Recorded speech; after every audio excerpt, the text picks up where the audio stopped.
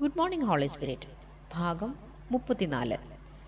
അവൻ ആരാധനയ്ക്ക് യോഗ്യനോ? ഞാനൊരു പ്രധാനപ്പെട്ട ചോദ്യം ചോദിക്കട്ടെ. പരിശുദ്ധാത്മാവ് സർവ്വവ്യാപിയും സർവശക്തനും സർവജ്ഞാനിയുമെങ്കിൽ നാം അവനെ ആരാധിക്കേണ്ടതല്ലയോ? നമ്മുടെ സ്തുതിയും ആദരവും അവൻ അർഹിക്കുന്നുവോ? ആത്മാവിനെ ആരാധിക്കുക എന്ന വിഷയത്തിലേക്ക് വരുമ്പോൾ ക്രിസ്ത്യാനികൾ ഏറ്റവും വലിയ പ്രശ്നത്തെ അഭിമുഖീകരിക്കുകയാണ്. ഞാൻ ചർച്ച ചെയ്തിട്ടില്ലാത്ത ഒരു വിഷയമാണിത്. എന്തുകൊണ്ട് നിങ്ങൾ പരിശുദ്ധാത്മാവിനെ ആരാധിക്കുന്നില്ല എന്ന് ചോദിച്ചാൽ തക്കതായ ഒരു മറുപടി പറയുവാൻ അവർക്ക് പ്രയാസമായിരിക്കും. സത്യം പറഞ്ഞാൽ എനിക്കും ഈ വിധ പ്രശ്നമുണ്ടായിരുന്നു. മറ്റു പലരെയും എന്ന പോലെ സാത്താൻ എന്നെയും വഞ്ചിച്ചിരുന്നു.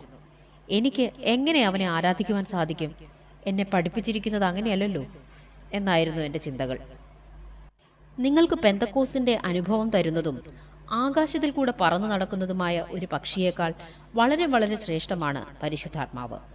പിതാവിനും പുത്രനും തുല്യനെന്ന് നാം ചർച്ച ചെയ്യുന്ന വിഷയം പരിശുദ്ധാത്മാവാണെങ്കിൽ അവൻ ആരാധിക്കപ്പെട്ടേ മതിയാവൂ. എന്തായാലും നാം പിതാവിനെ ആരാധിക്കുന്നുണ്ട്, പുത്രനെയും ആരാധിക്കുന്നുണ്ട്.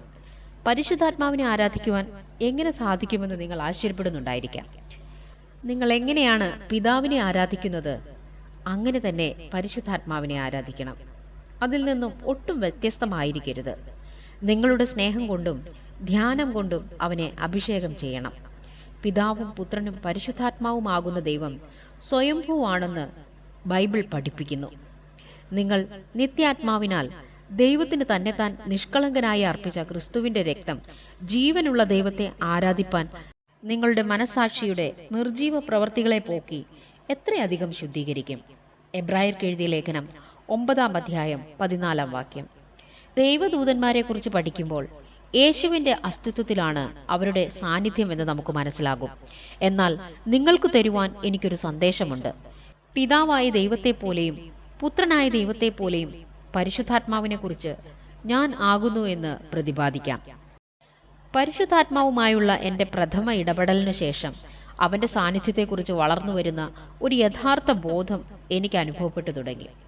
ഓരോ തിരുവഴുത്തും ഓരോ ഇടപാടും പരിശുദ്ധാത്മാവിലുള്ള എൻ്റെ നടപ്പിനെ സമ്പൂർണമാക്കിക്കൊണ്ടിരുന്നു. സമീപകാലത്ത് ദൈവവചനം പഠിച്ചുകൊണ്ടിരിക്കുമ്പോൾ ഞാൻ എൻ്റെ ഭാര്യയോട് ഇങ്ങനെ പറഞ്ഞു: നിനക്കറിയാമോ, എന്നിൽ ആസകലം പരിശുദ്ധാത്മ സാന്നിധ്യം എനിക്ക് അനുഭവപ്പെടുന്നു. ദൈവവചനത്തിൻ്റെ അർത്ഥങ്ങളും വ്യാഖ്യാനങ്ങളും ആത്മാവിനോട് അതിനുള്ള ബന്ധവും ഞാൻ പഠിച്ചുകൊണ്ടിരിക്കുമ്പോൾ എന്നെ സ്പർശിച്ച് ഒരു കാര്യമുണ്ട്.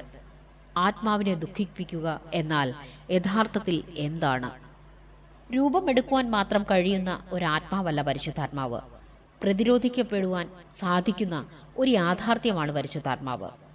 പലരുടെയും ധാരണ പരിശുദ്ധാത്മാവ് ഒരു കാറ്റാണ് എന്നാണ്. എന്നാൽ അവൻ അങ്ങനെയല്ല. പരിശുദ്ധാത്മാവിനെ വിവരിക്കുവാൻ ഉപയോഗിക്കുന്ന അനവധി പ്രതീകങ്ങളിൽ ഒന്ന് മാത്രമാണ് കാറ്റ്. എണ്ണ, ജലം, പ്രാവ്, മേഘം, വെളിച്ചം, അങ്ങനെ അനവധി ആ പട്ടികയിൽ ഉണ്ട്. അവൻ ഇങ്ങനെ നീണ്ട പ്രതീകങ്ങളിൽ ഒന്നിനെ പോലെയല്ല കാണപ്പെടുന്നത് എന്ന് തീർച്ചയാണല്ലോ. കാറ്റ് നമ്മുടെ ദൃഷ്ടികൾക്ക് ഗോചരമല്ല, എന്നാൽ അതിനെ അടക്കുവാൻ നിങ്ങൾക്ക് സാധ്യമല്ലല്ലോ. പ്രതിരോധിക്കുക എന്നാൽ എതിർത്തു നിൽക്കുക എന്നാണ് അർത്ഥം. കാറ്റിനെ എതിരിടാൻ നിങ്ങൾക്ക് സാധിക്കുകയില്ല. കാറ്റിനെതിരായി നിന്നു നോക്കുക, അത് നിങ്ങളെ കടന്നു പോകും. എന്നിരിക്കലും പരിശുദ്ധാത്മാവിനോട് എതിരിടുവാൻ നിങ്ങൾക്ക് കഴിയും. ന്യായാധിപ സംഘത്തിന് മുമ്പിൽ സ്തേഫാനോസിന്റെ പ്രസംഗവാക്കുകൾ ശ്രദ്ധിക്കുക. ശാഠ്യക്കാരും ഹൃദയത്തിനും ചെവിക്കും പരിച്ഛേദനയില്ലാത്തവരുമായുള്ളവരെ, നിങ്ങളുടെ പിതാക്കന്മാരെ പോലെ തന്നെ നിങ്ങളും എല്ലായ്പ്പോഴും പരിശുദ്ധാത്മാവിനോട് മറുത്തു നിൽക്കുന്നു. അപ്പോസ്തല പ്രവൃത്തികൾ 7-ാം അധ്യായം 51-ാം വാക്യം. അവർ പരിശുദ്ധാത്മാവിനോട് മറുത്തു നിന്നു. ഭാഗ്യക്കേടിനാൽ അക്കാര്യത്തിൽ അവർ വിജയിക്കുകയും ചെയ്തു. പ്രത്യേകം ഓർമ്മിക്കുക, കാറ്റ്, എണ്ണ, പ്രാവ് എന്നിവയോട് മറുത്തു നിൽക്കുവാൻ നിങ്ങൾക്ക് സാധിക്കും. ആ വ്യക്തിയാണ് പരിശുദ്ധാത്മാവ്. പിന്നീട് ദുഃഖം, ദുഃഖിപ്പിക്കുക തുടങ്ങിയ പദങ്ങളെ ഗ്രീക്ക് ഭാഷയിൽ കണ്ടെത്തി. ലൂബ എന്നാണ് മൂലപദം. മനസ്സിലോ ശരീരത്തിലോ അനുഭവപ്പെടുക എന്നാണ് അതിൻ്റെ അർത്ഥം. മാനസികവും ശാരീരികവുമായ നൊമ്പരങ്ങൾ സഹിക്കുക. പരിശുദ്ധാത്മാവ് ഒരു വ്യക്തിയാണ്. അല്ലെങ്കിൽ പരിശുദ്ധാത്മാവിനെ ദുഃഖിപ്പിക്കരുത് എന്ന് പൗലോസ് പറയുകയില്ലായിരുന്നു. പരിശുദ്ധാത്മാവ് വെറുതെ ഉപദ്രവിക്കപ്പെടുക മാത്രമല്ല, വികാരങ്ങളുടെ മണ്ഡലത്തിലാണ് പ്രവർത്തിക്കുന്നത്. വളരെ ആഴത്തിൽ പോകത്തക്കവണ്ണം അവൻ ദുഃഖിപ്പിക്കപ്പെടുന്നു. മാത്രമല്ല, പരിശുദ്ധാത്മാവിനെ കെടുത്തിക്കളയുവാനും സാധിക്കും. ആ വാക്കിന്റെ അർത്ഥം ഇല്ലായ്മ ചെയ്യുക എന്നാണ്. ആത്മാവിനെ കെടുക്കരുത് എന്ന് പൗലോസ് തെസലോനിക്കയിലെ സഭയെ പ്രബോധിപ്പിക്കുന്നു. കാറ്റിനെയോ അതുപോലെയുള്ള മറ്റു പ്രതീകങ്ങളെയോ കെടുത്തിക്കളയുവാൻ നിങ്ങൾക്ക് കഴിയുകയില്ല. എന്നാൽ ഒരു വ്യക്തിയെ ഹനിച്ചു കളയുവാൻ നിങ്ങൾക്ക് കഴിയും. അതാണ് പരിശുദ്ധാത്മാവ്. പരിശുദ്ധാത്മാവിനെ നൊമ്പരപ്പെടുത്തുവാനും പീഡിപ്പിക്കുവാനും കഴിയും എന്ന പരമാർത്ഥം നാം അറിഞ്ഞിരിക്കണം. അവനെ അലട്ടുവാൻ സാധിക്കും. ഇസ്രായേലിനു നേരെ യഹോവയ്ക്കുള്ള വാത്സല്യത്തെയും കരുണയെയും പറ്റി പ്രവാചകനായ യെശയ്യാവ് പറയുന്നത് ഇങ്ങനെയാണ്: എന്നാൽ അവർ മത്സരിച്ച് അവന്റെ പരിശുദ്ധാത്മാവിനെ ദുഃഖിപ്പിച്ചു, അതുകൊണ്ട് അവൻ അവർക്ക് ശത്രുവായി തീർന്നു. അത് സങ്കല്പിക്കുവാൻ പോലും പ്രയാസമെങ്കിലും അതാണ് വസ്തുത.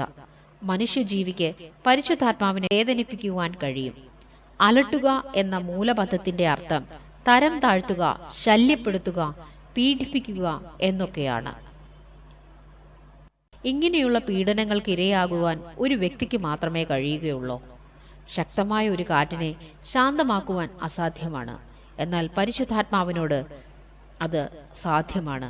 അവൻ എന്നോട് ഉറക്കെ നിലവിളിച്ചു, നോക്കൂ, വടക്കേ ദേശത്തിന് വിശ്രാമവും നിങ്ങളുടെ അഭീഷ്ടങ്ങളോട് പ്രതികരിക്കുന്ന ഒരു വ്യക്തിയാണ് പരിശുദ്ധാത്മാവ്. മിണ്ടാതിരിക്കൂ എന്ന് നിങ്ങൾ അവനോട് പറഞ്ഞാൽ അവൻ അങ്ങനെ ചെയ്യും. എന്നാൽ അങ്ങനെ നിങ്ങൾ അവനെ ദുഃഖിപ്പിച്ചതിന് ഉത്തരവാദിയായി ഭവിക്കും. സംസാരിക്കുവാൻ തുടങ്ങുന്ന പരിശുദ്ധാത്മാവ് ചില ജഡീകങ്ങളുടെ രംഗപ്രവേശം മൂലം നിശബ്ദത പാലിക്കുന്നതായി പല യോഗങ്ങളിലും ഞാൻ കണ്ടിട്ടുണ്ട്.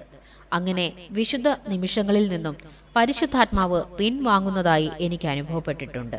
പരിശുദ്ധാത്മാവ് ഒരു കലാപപ്രിയനല്ല, എന്നാൽ സ്നേഹിക്കുവാൻ പ്രിയപ്പെടുന്നവനാണ്. നിങ്ങൾ അവനോട് മറുത്തു നിന്നാൽ അവൻ ഒഴിഞ്ഞു പോകും.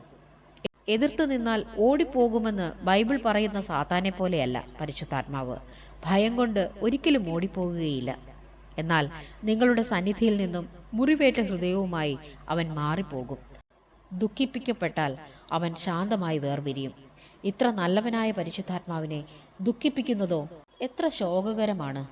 എങ്കിലും ചിലർ അങ്ങനെ ചെയ്യുന്നു. ഇസ്രായേൽ മക്കൾ അങ്ങനെ ചെയ്തു.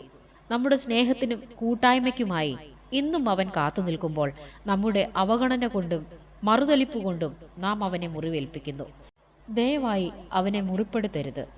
എനിക്ക് ആകെയുള്ളത് അവൻ മാത്രമാണ് എന്ന് വേദനയോടെ കരഞ്ഞ കാതറിൻ കുൾമാന്റെ പിറ്റ്സ്ബർഗിലെ ശബ്ദം ഇപ്പോഴും എൻ്റെ ചെവിയിൽ അലയടിക്കുന്നു.